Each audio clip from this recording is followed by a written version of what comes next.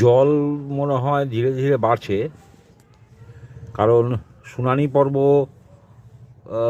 যেটা চলছে এখন, সেটাকে বানচাল করে দেওয়ার একটা প্রচ্ছন্ন ছবি দেখা যাচ্ছে।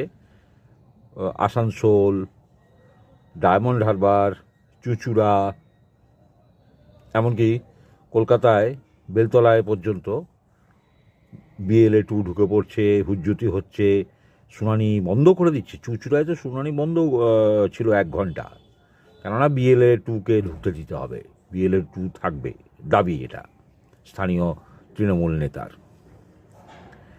এর নামও নিতে ইচ্ছা করে না, ছোটোখাটো ছুটখাট নেতা আর কি। তো যাই হোক, এরা এইসব করছে, এগুলো কেন করছে? এই ভাবনার জায়গাটা হচ্ছে এইটাই, প্রশ্নের জায়গাটা হচ্ছে এরা এটা কেন করছে। কেননা এতে এদের সমস্ত সাজানো বাগান ধ্বংস হয়ে যাচ্ছে, তছনছ হয়ে যাচ্ছে। এত বছর ধরে যেসব এদের বাগান সাজানো ছিল, সেগুলো তছনছ হয়ে যাচ্ছে। এটা তো এরা সহ্য করতে পারবে না, এটাই স্বাভাবিক। কিন্তু নির্বাচন কমিশন তার যা করণীয় করবে বলে আমরা সবসময় আশা রাখব, এবং সুষ্ঠু এবং স্পষ্ট একটা তালিকা, যেখানে বহিরাগত থাকবে না, যেখানে অনুপ্রবেশকারী থাকবে না, যেখানে ভুয়ো ভোটার থাকবে না, সেরকম একটা ভোটার তালিকা আমরা পশ্চিমবঙ্গে চাই।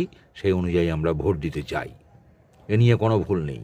আর যত আপনারা এইসব হুজ্জতি করবেন, তত মানুষের কাছে আপনারা ধরা পড়ে যাবেন যে আপনাদের এত গায়ে জ্বালা কেন, মানুষকে এত ভুল বোঝানো কেন। আপনাদের করে যান, যা খুশি করে যান।